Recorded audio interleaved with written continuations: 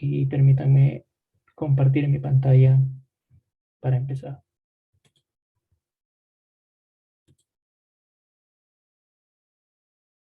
Porfa, me confirman si pueden ver mis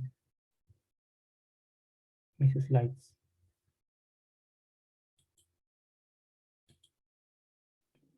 Sí se ve. Ya, perfecto. Bien. Habíamos estado viendo en la clase pasada el método de hashing para crear diccionarios, ¿sí? En donde la principal característica de, una, de un método de hashing es que el dato que nosotros queremos almacenar en algún lugar, queremos transformar ese dato o esa clave en un valor de índice de una tabla, de manera que podamos almacenarla como si fuera un arreglo, ¿no? Y habíamos dicho que había un tipo de función, que era la función hash, que permite convertir un valor dado en un índice de una tabla de tamaño m. ¿Sí? Fíjense que en nuestro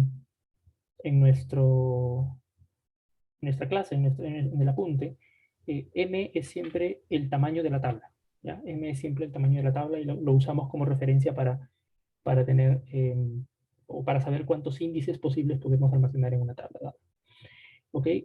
Uno de los problemas que tenemos con el hashing es que como estas funciones son pseudo aleatorias, no existe realmente una garantía de que teniendo un conjunto de claves uno siempre utilice de manera óptima las posiciones de la tabla, sino que va a ocurrir que, por ejemplo, hay dos valores distintos de claves que cuando uno las transforma a través de esta función de hash, dan una misma posición en la tabla.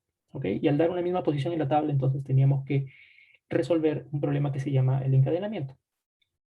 Para resolver las colisiones.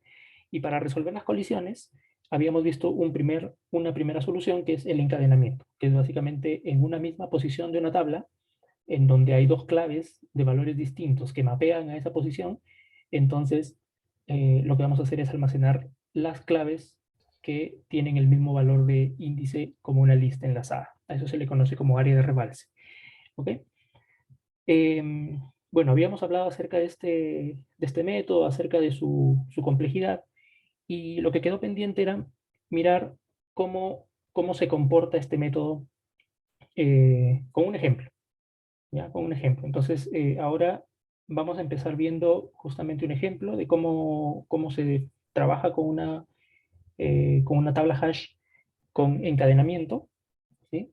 Y la idea es la siguiente: voy a tener una tabla hash de tamaño 11, o sea, 11 celdas, y queremos insertar estos elementos. Además de eso, vamos a usar una función hash muy sencilla para este ejemplo, que es simplemente dada una clave, el índice se va a calcular como la clave residuo 11, o sea, el residuo de dividir la clave entre 11. ¿Ok? Eso asegura también que, fíjense, asegura que las posiciones siempre van a ser entre 0 y 10. Como la tabla es de tamaño 11, entonces tiene mucha lógica. ¿Sí? Entonces, vamos a ir a la pantalla. ¿Sí? Voy a dejar ahí el ejemplo mientras coloco eh, en la pizarra, aquí, ¿ok? Una tabla de tamaño 11 primero, ¿sí? ¿De acuerdo? Entonces,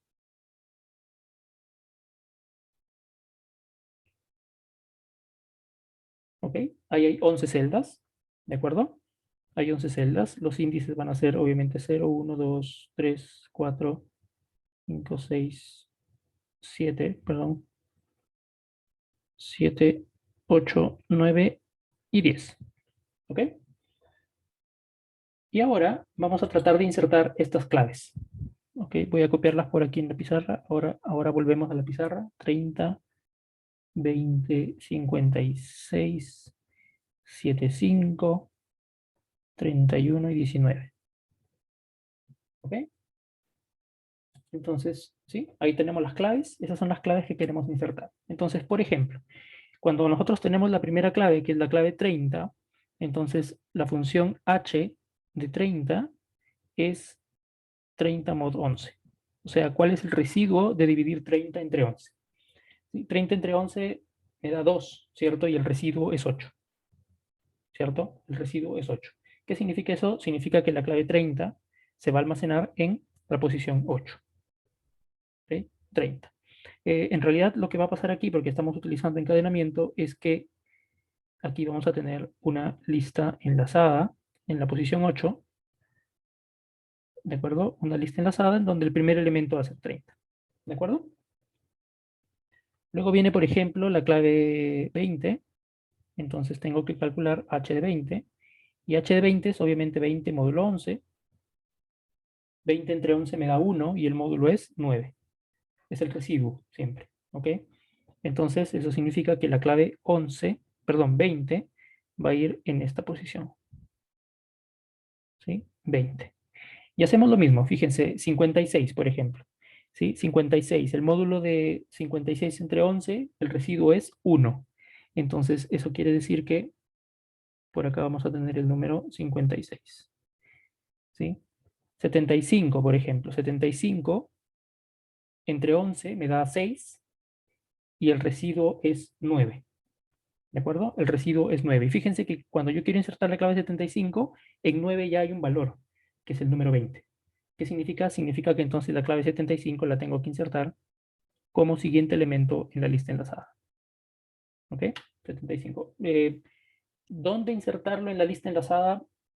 Es una elección de la implementación. ¿Sí? Podríamos insertarlo al inicio, al final, en realidad es algo que ya definimos al momento de implementarlo.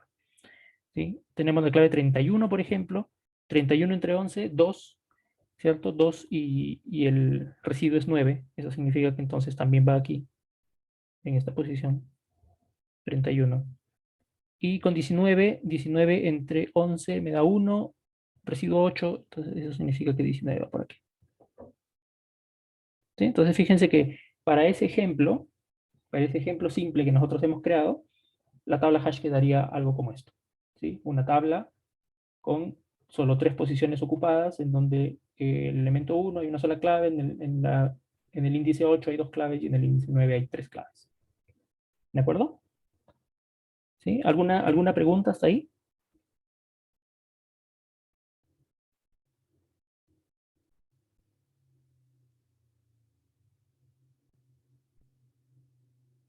¿Ninguna? Ok, cuando queremos buscar una clave, ¿sí? Si yo quiero buscar una clave, entonces simplemente, por ejemplo, supongamos que yo quiero buscar la clave 75, aplico la función de hash, h de 75, eso me da un valor, ¿sí? Que es 9. Me voy a la posición en donde está ese índice, ¿sí?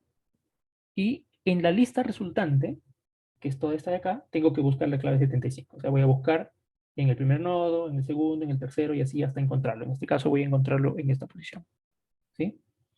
Podría pasar, por ejemplo, que uno quiera buscar una clave y la clave no se encuentre. Por ejemplo, ¿qué pasa si yo quiero buscar, ¿sí? ¿Qué pasa si yo quiero buscar, por ejemplo, la clave 42? ¿Sí? H de 42 es 9 también. ¿Sí? Entonces me voy a esta posición, pero ahora yo no, en realidad yo no sé si está 42 o no en esa lista. ¿Qué es lo que hay que hacer? Necesariamente lo que tenemos que hacer es recorrer la lista para buscar la clave 42. Y en este caso nos vamos a dar cuenta que 42, por ejemplo, no se encuentra en la tabla hash. ¿Ok? Entonces la búsqueda, cuando estamos utilizando encadenamiento, tiene que primero utilizar la clave hash para saber cuál es la posición y luego en la lista resultante ir a buscar el elemento, eh, ir a buscar el elemento que deseo. ¿Ok? Bien, ¿alguna pregunta hasta ahí? Si no, para continuar.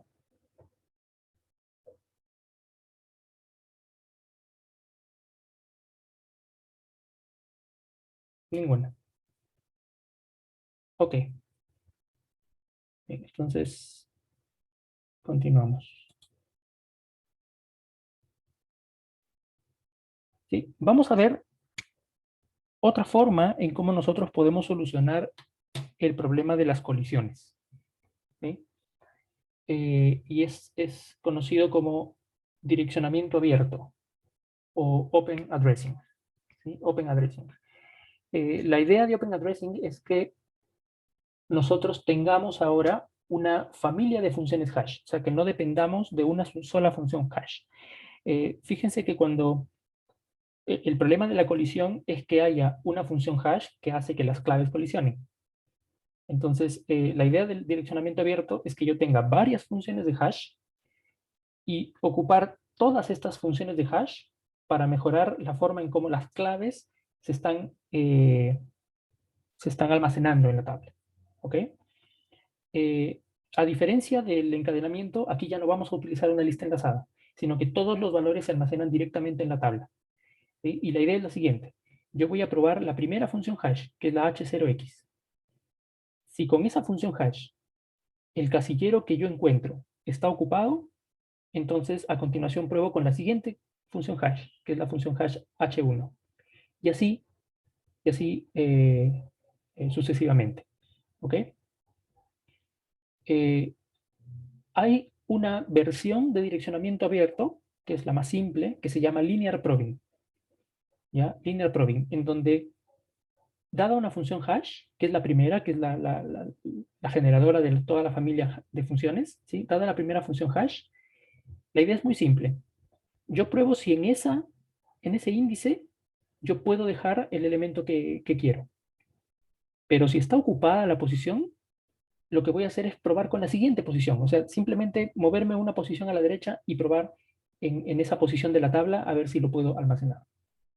¿Okay? Fíjense que sí, obviamente puede pasar que ¿qué pasa si en la siguiente posición también está ocupado? Entonces voy a la siguiente. ¿Sí? ¿Y qué pasa si en la siguiente está ocupado? Voy a la siguiente y así. Puede llegar el caso en el que yo ya llegué al final de la lista, de la tabla. Si llego al final de la tabla, la siguiente posición disponible es como si la tabla fuera circular. De nuevo la primera. ¿Ok? Y así repito este procedimiento hasta encontrar una primera posición desocupada y obviamente insertar los elementos en la primera posición desocupada disponible. ¿Ok? Entonces, básicamente la idea es esto, ¿no? Gráficamente, ¿sí? Yo tengo una clave X, esa clave X tiene un índice, ¿ok? Un índice hash. Pruebo si puedo almacenar en esa posición. Si no puedo, voy a la siguiente. Si no puedo, voy a la siguiente y recién cuando encuentro un elemento o un espacio vacío, ahí inserto la clave. ¿Ok? Eh, el análisis de este tipo de estructuras es bastante complejo. ¿Sí? Nosotros lo que hacemos aquí, principalmente en el curso, es mostrarles cuáles son los resultados finales de ese análisis, cuáles son las funciones de complejidad.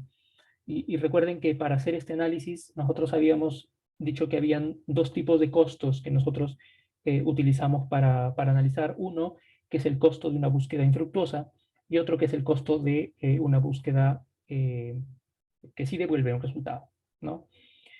Ahora, estas funciones de costo están basadas en un factor alfa, que es el factor de qué tan llena está la tabla hash. ¿Okay? La tabla hash tiene un valor de alfa igual a 1 cuando está llena. ¿Okay? Y cuando la tabla está llena, ¿de acuerdo? Cuando la tabla está llena, entonces el costo de una búsqueda infructuosa es lineal con respecto al tamaño de la tabla y el costo el costo promedio de encontrar un elemento es raíz cuadrada de n. ¿Ok? Ahora, tengan en cuenta aquí que depende de alfa, ¿cierto? Depende de alfa y para diferentes valores de alfa uno va a poder tener diferentes valores de complejidad. Sin embargo, en la práctica, uno ve que, por ejemplo, si nosotros a estas funciones, que son las funciones de costo, les aplicáramos diferentes valores de alfa, incluso un valor de alfa muy cercano a 1, que significa que la tabla está llena, fíjense ustedes cuál es la cantidad o cuál es la equivalencia en estos costos, y son valores demasiado altos. Lo cual significa que, obviamente, cuando una tabla hash está muy llena, el direccionamiento abierto con linear probing no es una muy buena solución. ¿Ok? No es una muy buena solución. Generalmente lo que uno quiere es eh, no tener la tabla llena. ¿Ok? No tener la tabla llena. ¿De acuerdo? Miren, hay un problema que uno lo puede ver ya de manera visual, y es que si ustedes se fijan, como cada vez que ocurra una colisión, uno va a ir ingresando los elementos en posiciones subsiguientes, lo que va a pasar es que en algún momento nuestra tabla se va a convertir en un conjunto de bloques que están llenos. ¿sí? Un conjunto de bloques que están llenos. A esos bloques les llamamos clústeres. ¿Ok? Clústeres. Y hay varios problemas. Por ejemplo, la probabilidad de que un clúster crezca es proporcional a su tamaño. O sea, mientras más grande es un clúster, hay más probabilidad de que ese clúster crezca. ¿Y por qué? Porque tiene sentido. Si un clúster es muy grande, es porque han habido muchas claves que tienen un valor de hash igual. ¿Ok? Y al tener un valor de hash igual, significa que hay mucha probabilidad de que otras claves también tengan ese valor de hash. Entonces, esa es la razón de por qué un grupo que ya es grande tiene una alta probabilidad de que siga creciendo. ¿Ok? Además de eso, hay un problema. ¿Sí? Hay un problema además. Supongamos que hay dos clústeres, ¿okay? Que hay dos clústeres solo separados por un espacio en blanco. Cuando haya alguna clave del primer clúster o una clave que tenga el hash parecido o igual a los elementos del primer clúster, esa clave se va a meter aquí en el espacio en blanco y lo que va a pasar es que se van a fusionar clústeres. ¿Ok? Entonces, cuando los clústeres comienzan a crecer, también hay mucha mayor probabilidad de que hay pocos espacios en medio que se van a llenar muy pronto y por lo tanto el clúster en un solo paso o en muy pocos pasos crece de manera desproporcionada. ¿Ok? ¿Ok? ¿Alguna pregunta con respecto a direccionamiento abierto, linear probing?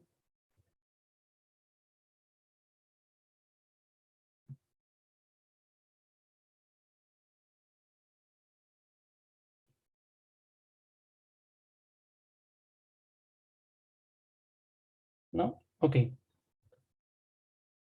Eh, para hacer el análisis de la complejidad de este método, en el peor caso, linear probing es un método lineal. ¿Ok? O sea, es muy malo el peor caso. Sin embargo, el peor caso también es muy improbable. ¿Ya? Muy improbable. Ahora, uno está asumiendo que obviamente uno hace un buen diseño de una tabla hash, ¿no? El buen diseño significa que la tabla tenga un tamaño adecuado, significa que yo tenga una muy buena función de hash, significa que eh, eso, o sea, básicamente eso, ¿no? Si yo tengo un tamaño de tabla que es suficientemente grande como para albergar un conjunto de claves y además tengo una buena función hash, entonces lo que uno tendría que hacer es tratar de reducir esa probabilidad de que suceda el peor caso, ¿ok? De que suceda el peor caso, ¿de acuerdo?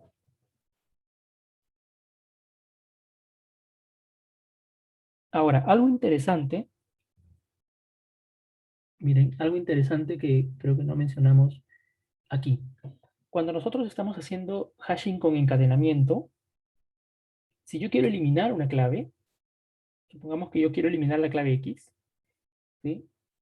Lo primero que voy a hacer, obviamente, es buscar esa clave. Entonces voy a ir a aplicar la función de hash, voy a ir a la posición en donde se encuentra la función de hash, donde se encuentra el índice de hash, y luego voy a ir a buscar en la lista. Si encuentro la clave que quiero, entonces lo que tengo que hacer es básicamente una eliminación de un nodo en una lista. ¿Okay? Es la eliminación de un nodo en una lista. ¿De acuerdo? Entonces, en realidad no es tan complicado hacer la eliminación de un elemento en una tabla hash con encadenamiento. Sin embargo, vamos a ver qué cosa podemos hacer para eliminar un elemento en una tabla hash con linear probing. ¿Sí? Em, veamos, vamos a la pizarra. Les muestro ahora. ¿Sí? Vamos a tener, voy a dibujar una tabla, hash. En esta tabla hash van a ver bloques, ¿ok? Bloques, ¿sí? Y los voy a representar así. ¿Ya? Todas las posiciones ocupadas son las que están pintadas en azul, ¿de acuerdo?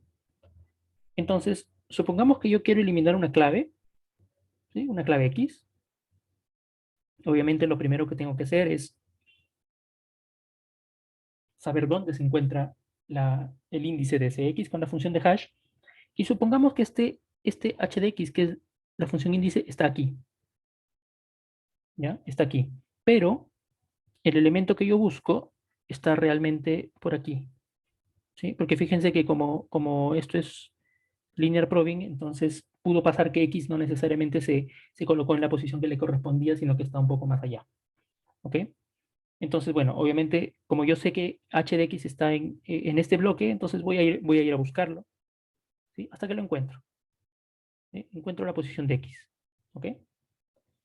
Entonces, uno podría, uno podría verse tentado a simplemente eliminar o dejar en blanco esa posición, ¿sí? Dejar en blanco esa posición en donde se encontraba el x. Pregunta, pregunta, ¿por qué no podríamos hacer eso?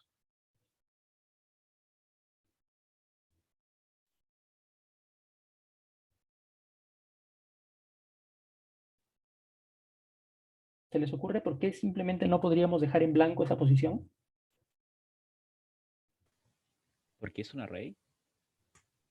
Porque es un array, ya, pero hay otra explicación. Es por las claves que quedaron guardadas después, que tendrían que estar conectadas al clúster. Exacto, exacto, muchas gracias. Miren, si yo dejo un espacio en blanco ahí, esta clave, que era la que estaba después, esta clave de alguna forma está encadenada, ¿sí? Esta clave que está aquí, ¿ok? Está encadenada al resto. Porque fíjense que si, supongamos que esta clave de aquí, ¿ok? Esta clave de aquí es, no sé, I, por ejemplo, ¿no? ¿Ya? Es la clave I, ¿sí? Fíjense que la clave I, si está en este bloque, es porque la clave I tiene un valor de H y que era igual a los valores de todas las demás claves que estaban antes. ¿Ok? Si yo dejo un espacio en blanco aquí, cuando yo quiera buscar I, voy a encontrar el valor de hash, que me va a dar alguna posición por aquí, y cuando yo intente buscar hacia adelante, como hay un espacio en blanco, voy a decir que no está, cuando en realidad sí está, pero yo aquí creé un hueco. Entonces, en realidad, la solución pasa por marcar esas posiciones de eliminación, ¿sí? Marcar esas posiciones de eliminación que tienen una doble función. Miren, todas las, todas las posiciones que estén marcadas, y lo voy a, en este caso con mi color amarillo, ¿sí? Cuando haya una búsqueda,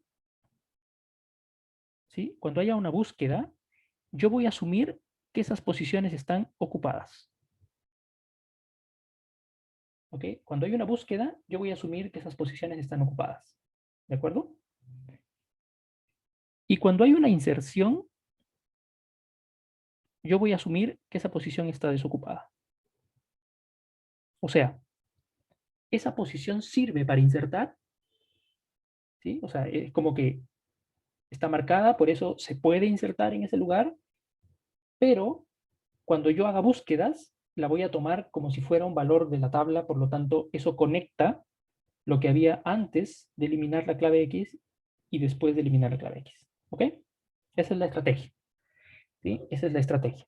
A ese tipo de estrategia se le llama lazy deletion o como borrado perezoso, ¿sí? En donde en realidad fíjense que uno no está borrando las claves directamente, sino que les estás asignando un estado a la posición que te permita seguir realizando las operaciones de la tabla hash sin problemas, ¿sí? Tanto las búsquedas como las inserciones.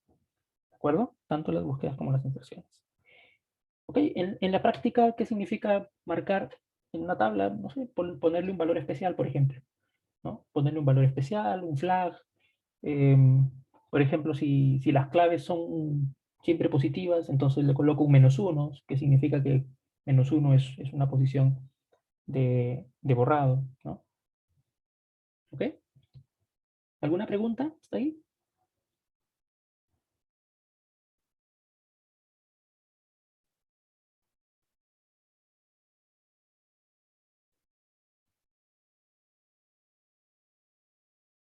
Ninguna.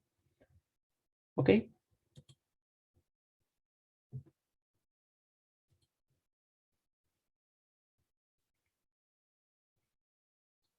Ok, esta técnica es la técnica de lazy deletion, que es básicamente retrasar el borrado o no hacerlo, ¿no?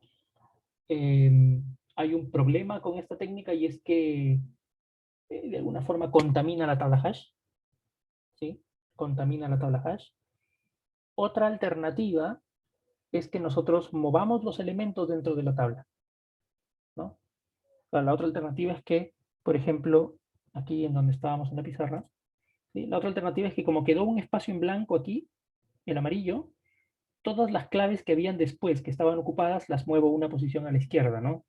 Esa podría ser una opción también, pero fíjense que añade más costo, ¿sí? Añade más costo a la eliminación en el sentido de que de nuevo tengo que hacer operaciones de traspaso de claves y eso podría ser malo para la complejidad final de los algoritmos, tanto de búsqueda como inserción.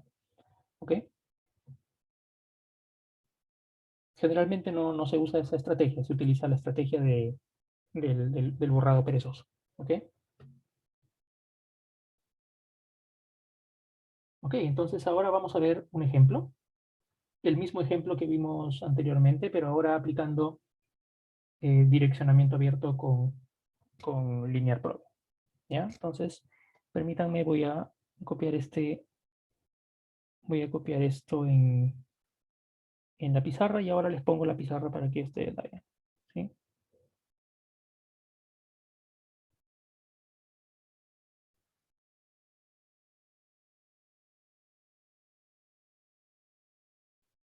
Ok, voy a poner la pizarra. ¿Sí?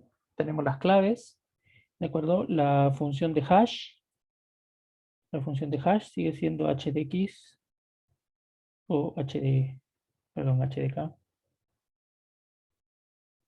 La función de hash sigue siendo hdk igual k mod 11, ¿ok? Lo cual significa que la tabla tiene 11 elementos.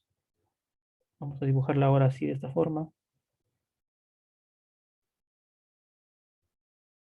Ok.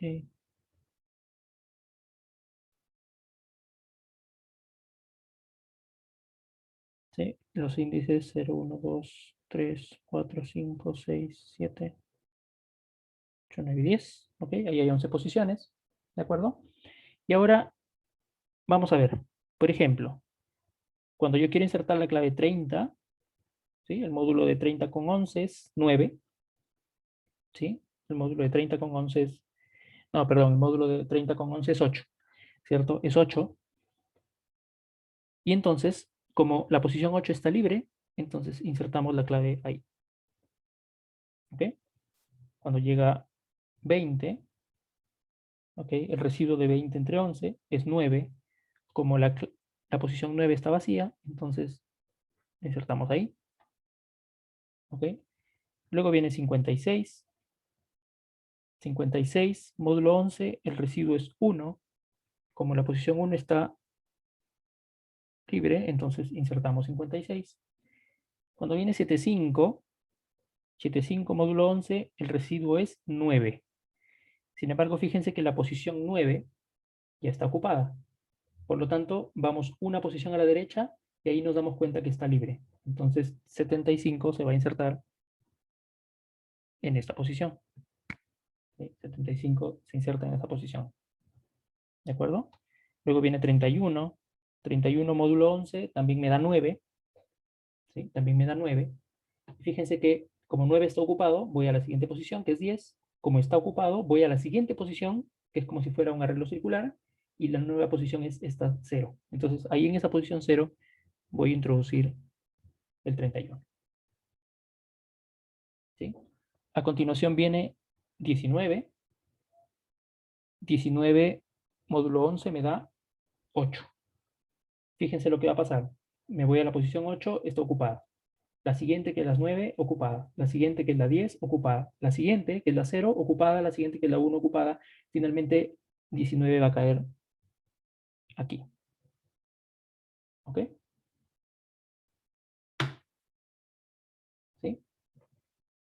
Para este ejemplo en particular, fíjense que lo que se hizo fue, se formó un clúster se formó un solo clúster, porque como la tabla es circular, ¿sí? Como la tabla funciona como arco circular, entonces fíjense que el último bloque está conectado con el primer bloque, ¿sí?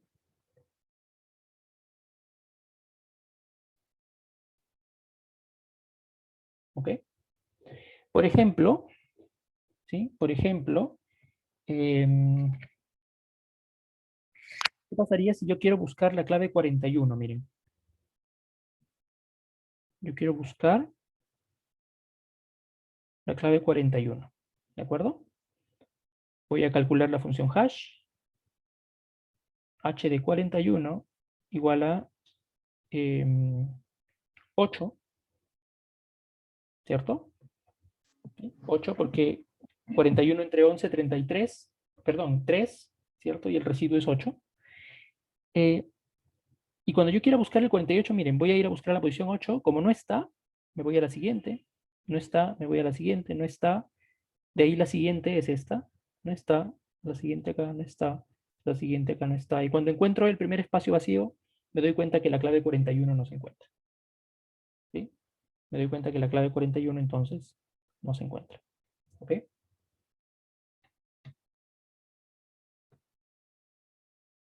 ¿De acuerdo? Así es como funciona entonces una tabla hash con Open Addressing y el tipo Linear Probing de Open Addressing. ¿Ok? ¿Alguna pregunta? Profe, Ujú. siempre cuando se busca un elemento, este como algoritmo siempre va a tener la característica de que eh, como que se va a ir llenando de cierta manera de forma como circular, como para decir como, porque como que usted dijo que cuando encontraba el primer lugar vacío es porque ya en definitiva no está el elemento. Ujú. Entonces eso siempre se va a cumplir. Claro, o sea, si el primer índice que tú encuentras está disponible, ahí se inserta el elemento, ¿cierto? Ahí se inserta el elemento. El problema es cuando hay colisión, ¿no? Si hay colisión, la segunda clave, que es la que, porque la primera se insertó, de todas maneras. La segunda clave que venga y que tenga un índice parecido a la primera ya no va a entrar en esa posición, sino que va a ir a otro lado. ¿Sí?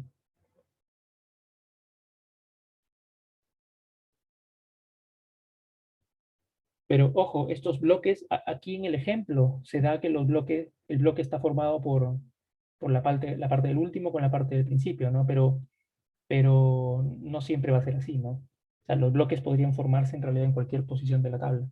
Y, y eso lo garantiza el hecho de que la función hash también, eh, si uno tiene un conjunto de claves distribuidas, entonces las claves deberían como que cambiar de posiciones, ¿no? Todo el tiempo. En este caso, este es un ejemplo en donde las claves escogidas a propósito hacen que suceda lo que ha pasado en el resultado, ¿no? Sí, pero si uno tiene algo como que muy general, con claves muy bien distribuidas, entonces el efecto de esto es diferente. Los grupos van a empezar a crearse por distintos lados. Es en realidad, y es complejo hacer el análisis por eso, ¿no? Es complejo hacer el análisis de qué cosa va a pasar y cuánto tiempo va a tomar hacer una operación, porque en realidad depende de muchas cosas, ¿no? Depende del tamaño de la tabla, depende de tu función hash, qué tan pseudo-aleatoria sea, y depende también de qué claves tengas, ¿no?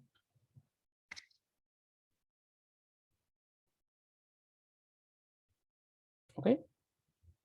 ¿Bien? ¿Alguna otra pregunta?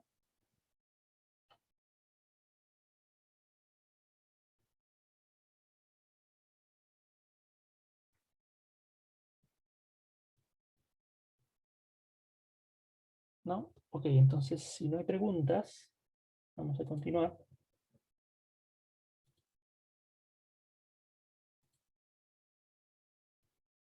Ok, una alternativa del direccionamiento abierto. Fíjense que la técnica de direccionamiento abierto prácticamente lo que nos dice es, si no puedes almacenar una clave en el valor de hash original, entonces almacénala en otro lado. Eso es lo que nos está diciendo, ¿cierto?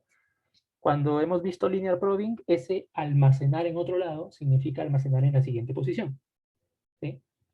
Sin embargo, eso se puede generalizar. Miren, hay un tipo de direccionamiento abierto que se llama hashing doble. ¿Ok? Hashing doble. Significa que yo voy a utilizar dos funciones de hash. Una función de hash, que es la original, digamos, ¿sí? La función que me devuelve posiciones entre 0 y m-1. Y otra función de hash a la que le vamos a llamar step, o función de paso. Básicamente la otra función de hash, ¿sí? La otra función de hash es una función que retorna posiciones entre 1 y m-1. Y la idea es la siguiente. Yo utilizo la primera función de hash para saber si el elemento puede insertarse en esa posición. Si el elemento no puede insertarse en esa posición, entonces al valor de hash le voy a sumar el segundo valor de hash, el que me devuelve la función s. ¿De acuerdo? Entonces fíjense que es como que ya no lo voy a mandar a la siguiente posición disponible, sino que la voy a mandar a otra posición más adelante, pero esa otra posición más adelante es también aleatoria, porque obviamente la función de hash tiene un componente pseudo aleatorio, ¿cierto? Entonces, es una forma general de cómo ver el open addressing, ¿no? Ya no voy a insertar el elemento a continuación, sino que lo voy a insertar en una posición más adelante que es distinta y que depende también de la clave. ¿Ok? Hay una forma de cómo lidiar con que uno trate de tener una misma probabilidad de acceso para todas las posiciones, y es hacer que el tamaño de la tabla sea un número primo. ¿Ok? Sea un número primo. ¿De acuerdo? O sea, si yo tengo un número primo como tamaño de tabla, entonces voy a garantizar que hay una muy buena distribución de las claves dentro de la misma tabla. ¿Ok? Esta técnica de hashing doble es incluso más difícil obviamente, de analizar, ¿sí? Pero si uno va a mirar los resultados de lo que nos dice la teoría, entonces uno se encuentra con que los costos de búsquedas infructuosas y los costos de búsquedas buenas son bastante mejores que respecto al linear probing, por ejemplo, ¿sí? Cuando la tabla está llena, que generalmente es lo que sucede siempre, cuando una tabla está llena, la tabla hash no funciona tan bien, ¿no? Entonces, por ejemplo, hacer una búsqueda infructuosa con una tabla llena utilizando hashing doble un algoritmo lineal en el tamaño de la tabla, ¿sí? Sin embargo, la búsqueda mejora bastante, ¿no? La búsqueda mejora bastante porque la búsqueda que sí encuentra un elemento pasa a ser en promedio logarítmica. ¿Okay? Si uno tabula los valores de estas funciones, recuerdan ustedes que en linear probing teníamos valores que iban muy grandes, desde 500 para búsquedas buenas y 50.000 para búsquedas infructuosas.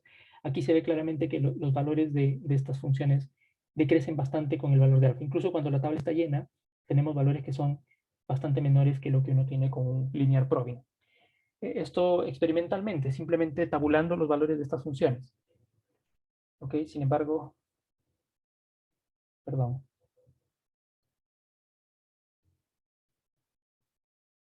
¿Pueden ver mi pantalla? Algo pasó con mi pantalla, creo.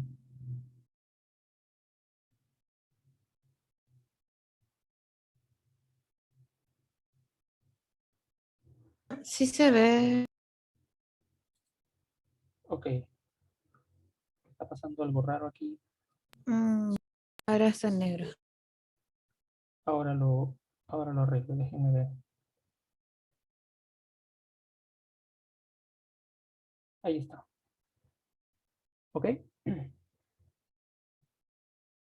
Bien.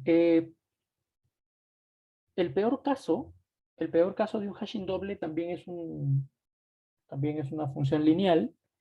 ¿Ok? Sin embargo, al igual que linear probing, estos casos son improbables. De nuevo, como les digo, esto depende mucho de las decisiones que nosotros tomemos con respecto al diseño de la tabla, ¿no? Que tiene que ver con el tamaño de la tabla, la función de hash y obviamente las claves que vamos a almacenar en esta. ¿sí?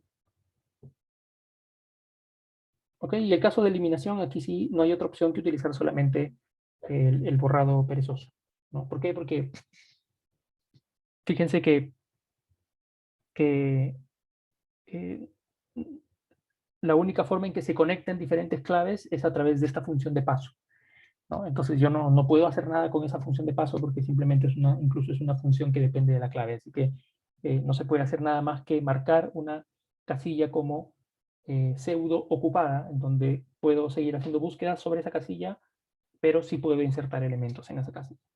¿Ok? ¿Ok? Ahora, finalmente hay un, eh, hay un problema que también se ha estudiado bastante, que es, fíjense que hay una estrategia que estamos empleando aquí, y es la primera clave, la primera clave que llega a una posición desocupada es el que la ocupa, ¿cierto? Es el que lo ocupa. Los demás tienen que irse a buscar otras posiciones a otro lado, ¿sí? A esta estrategia se le conoce como first come, first served, que es como el primero que viene es el primero en ser servido, ¿sí? Y sin embargo hay alternativas, ¿no? Hay alternativas de otros métodos que en promedio funcionan eh, digamos que similar, ¿sí? Para diferentes, hay algunos casos en donde otra alternativa podría ser mejor. Por ejemplo, tenemos el last come, first served, que es como la preferencia la tiene la última clave que llegó, ¿sí? Entonces hay que hacer algo más para poder almacenar siempre la última clave como clave, em, como clave en la posición de hash. Y lo otro es el Robin Hood hashing. ¿Sí? El Robin Hood hashing le da preferencia a las llaves que están más lejos desde su posición original. O sea, trata de minimizar la distancia que hay de una clave con su posición original. ¿Okay? Obviamente tienen implementaciones que son un poco más complejas que las que hemos visto aquí nosotros. Y bueno, las damos como referencias aquí para que ustedes puedan ver que existen algunos métodos que tratan de solucionar todavía estos problemas que surgen en una tabla hash. ¿Ok? Bien, ¿preguntas?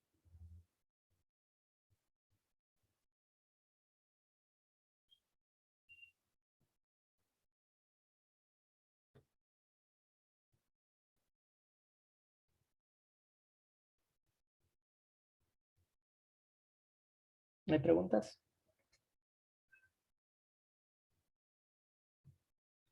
Ok. Bien, si no hay preguntas, entonces a retomar. Vamos a retomar nuestro apunte. ¿Sí? Habíamos hecho un cambio en el orden de los temas porque hashing es el tema que vamos a utilizar como referencia para la tarea de esta semana. ¿Ok? Y vamos a volver ahora entonces a repasar nuestras otras estructuras que son árboles digitales, listas saltadas, display tree. ¿Ok? ¿De acuerdo? Bien, miren, nosotros hemos visto en nuestras clases pasadas cómo podemos crear un diccionario utilizando un árbol binario de búsqueda.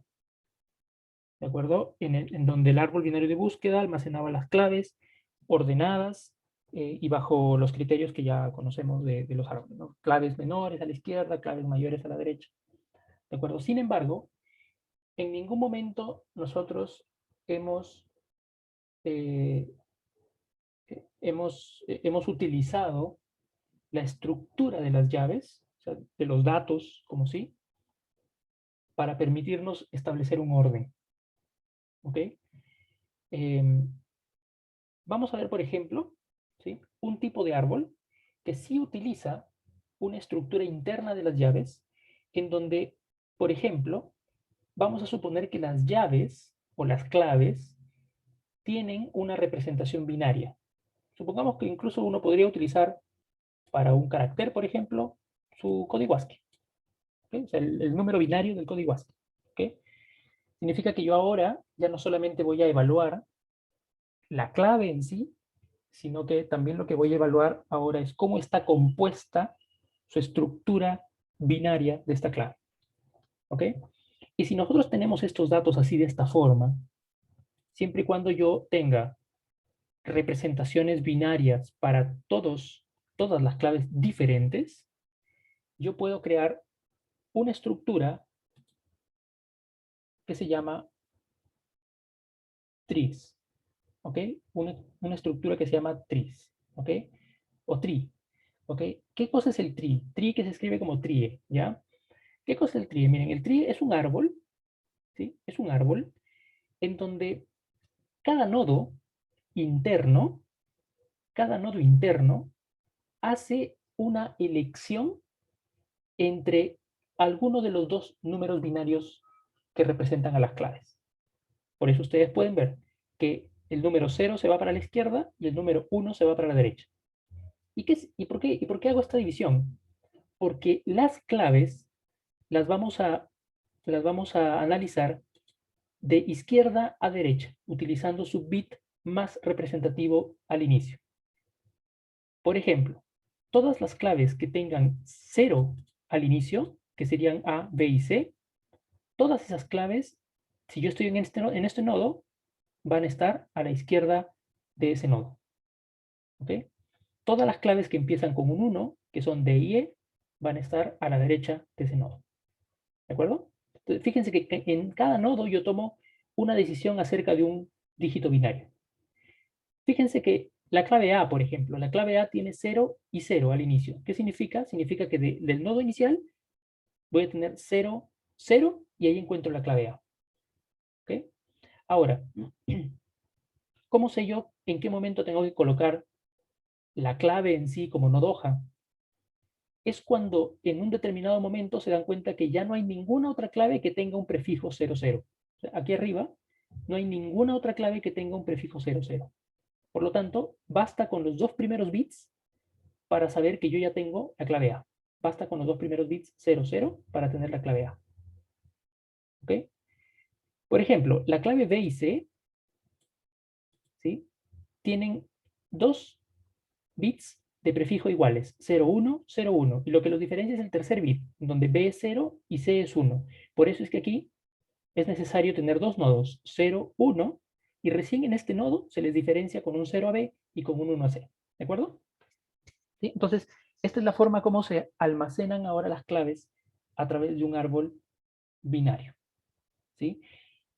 La ventaja que tiene este tipo de estructura es que, bueno, primero es un árbol binario tal cual, ¿sí? Las claves están ordenadas, pero no ordenadas por valor necesariamente, sino ordenadas por su constitución en sus codificaciones binarias. Y es un árbol balanceado. ¿Sí? Es un árbol balanceado. O sea, si yo tengo una buena distribución de claves, entonces este árbol que yo voy a crear siempre va a ser un árbol balanceado, lo cual garantiza, obviamente, que la complejidad siempre va a ser buena, ¿no? Siempre va a ser buena.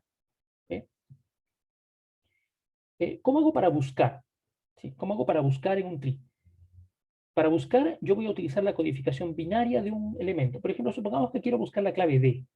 Y la clave D es 1, 1 y 3 ceros. ¿Cierto? Voy a agrandar acá un poco la... ¿Sí? La clave D es 1, 1 y 3 ceros. Entonces, la búsqueda empieza en el nodo raíz y voy a tomar el primer bit de mi clave que quiero buscar, que era 1. Entonces significa que tengo que irme a la derecha. La siguiente clave era 1. Significa que tengo que irme a la derecha. Y la siguiente clave era 0. Significa que tengo que irme a la izquierda. Y ahí encontré la clave. Cuando yo terminé de analizar el 1, 1, 0, me encuentro con un nodo hoja. Ahí no termina la búsqueda porque tengo que asegurarme que la clave que busco es la clave que está en ese nodo hoja. Entonces va a haber una última comparación que me va a decir si realmente la clave que estoy encontrando en este punto es la clave D. ¿De acuerdo?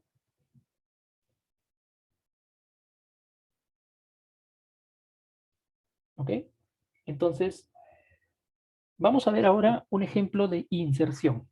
¿Ya? Y voy a copiar este árbol en mi pizarra para explicarles para explicarles lo de la inserción, ¿ya? A ver, lo copio rapidito. Si hay alguna pregunta, la pueden ir haciendo mientras.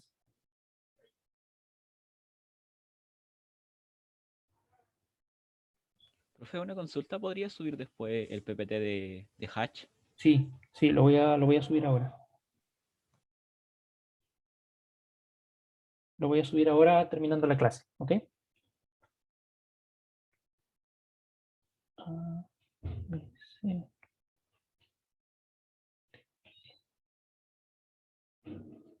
Ya. Entonces, aquí, ¿sí? 1, 0, 1, 0, 1, 0, 1, ¿ok? Ahí tenemos nuestro tree, ¿sí? Tenemos nuestro tree. Y supongamos que yo quiero, ¿sí? Supongamos que yo quiero, para esto voy a ponerlo por acá, la clave A, ¿sí? La clave A tenía 0, 0, 100. 0, 0, 100, ¿ok? Y vamos a suponer que yo quiero insertar una nueva clave, la clave F, por ejemplo. ¿Sí? Quiero insertar la clave F y la clave F tiene lo siguiente. ¿Sí? 3 ceros, 1, 0. ¿Sí? 3 ceros, 1, 0. Okay, vamos a ver, aquí no está sincronizado. Okay, la clave F tiene 0, 0, 0, 1, 0. ¿De acuerdo? Cuando voy a insertar una clave, yo lo que voy a hacer es, obviamente, buscar. ¿No? Buscar si ya hay, por ejemplo, primero empiezo buscando el primer dígito binario. Empezando en este nodo ya hay un 0, me voy para acá. El siguiente 0 está para acá. Y ahí encontré un nodo hoja. ¿Okay? Encontré un nodo hoja. Entonces, como encontré un nodo hoja, lo que tengo que hacer, obviamente, es reemplazar este nodo hoja por un nodo interno. ¿Sí? Entonces, voy a reemplazar este nodo hoja, que era el A, ¿sí? Por un nodo interno. Como acaba de llegar un nuevo elemento, tenemos que diferenciar lo que había en esa hoja originalmente con este nuevo nodo interno. ¿Ok? Voy a crear un nodo interno y voy a crear, ¿sí? Y voy a crear dos nodos hoja de esta forma. ¿Sí? Obviamente acaba un 0, acaba un 1. Fíjense, ¿qué clave debería ir en 0, 0, 0? Aquí debería ir F, ¿cierto? F. ¿Y qué clave debería ir a la derecha? Como es 0, 0, 1, ahí va la clave A. ¿De acuerdo? Yo había borrado este nodo cuadrado, miren. En mi tablet la borré y no se ha sincronizado en el navegador. Curioso, primera vez que pasa. Ok, ¿sí? Entonces, la inserción en un tree implica primero detectar cuál es la hoja en donde se tiene que hacer la inserción, y luego reemplazar esa hoja por un nodo interno que separa a la clave que había antes con la clave nueva. ¿Ok?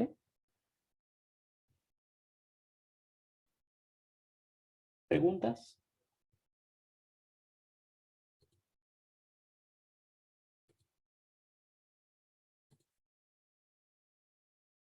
Profe, ¿Sí? ¿qué pasaría si es que la clave nueva no se diferencia de la anterior en el primer término, así como justo después de los dos ceros sea lo primero que se diferencie, sino que sea después, por ejemplo, el F tenga un 1 de tercer término, pero después un 1 de cuarto? Entonces habría que meter otro nodo más para comparar. Sí, sí, claro. Claro, o sea, lo que pasa es que sí, siempre la división se va a hacer en el primer carácter que sea diferente, o en el primer dígito binario que sea diferente. ¿Sí? Y si es necesario tener que recrear nodos internos para todos los elementos que están antes, entonces sí. ¿Ok? O sea, se recrea un nodo interno por por cada, eh, por cada dígito binario igual que exista en el prefijo de las dos claves. ¿Ok? Ya, vale, gracias. Ujú.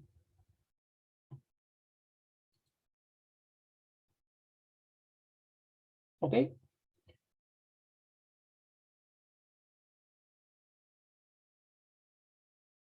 ¿Ok? En el caso de la eliminación, ¿sí? En el caso de la eliminación, sucede el caso, por ejemplo, en el que si uno quiere eliminar una clave, obviamente las claves siempre están abajo, ¿no? Las claves siempre están en el último nivel, que es el nivel de los nodos hoja. ¿Sí? Si uno quiere eliminar una clave, entonces, para eliminar una clave, lo que se tiene que hacer es eh, verificar, por ejemplo, ¿sí? Si yo quiero eliminar la clave D aquí, ¿sí? Si yo quiero eliminar la clave D, entonces el árbol no podría quedarse con este nodo suelto solamente para el hijo del 1. Entonces, como me doy cuenta que en realidad la única clave que tiene prefijo 1, 1 es E, porque queda como única hija, entonces esa clave sube un nivel, ¿no? Esa clave sube un nivel, si se fijan ustedes, se sigue manteniendo la misma estructura. ¿Ok? Entonces, esa es la única diferencia. O sea, hay que mirar, ¿no? Hay que mirar si la clave que queda después de eliminar una, si la clave que queda es la única que tiene ese prefijo, y si es así, entonces sube un nivel. ¿Ok?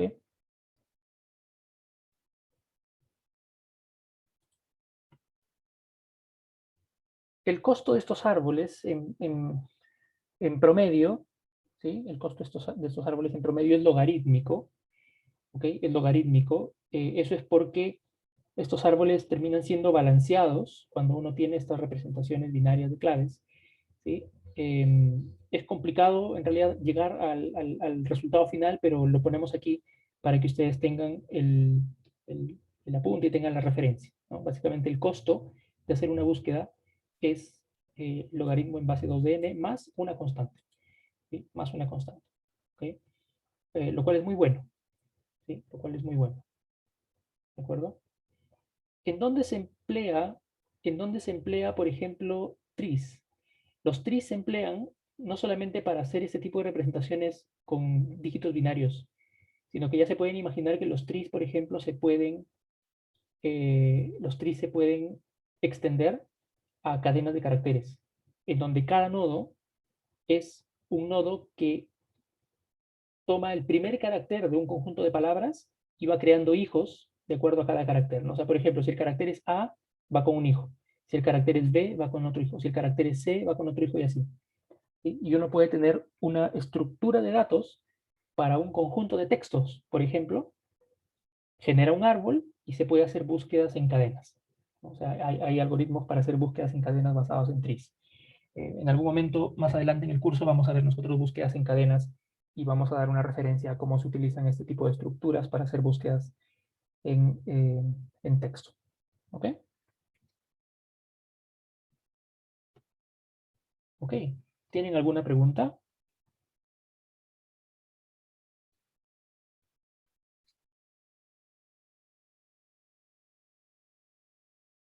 Bien, si no hay ninguna pregunta, ningún comentario, entonces les agradezco por venir a la clase de hoy. Espero que estén bien, espero que pasen un buen fin de semana también, y nos vemos el día martes, ¿sí? Ahora, en un momento, voy a subir las slides y también el video de la clase. ¿Ok? Gracias a todos, cuídense.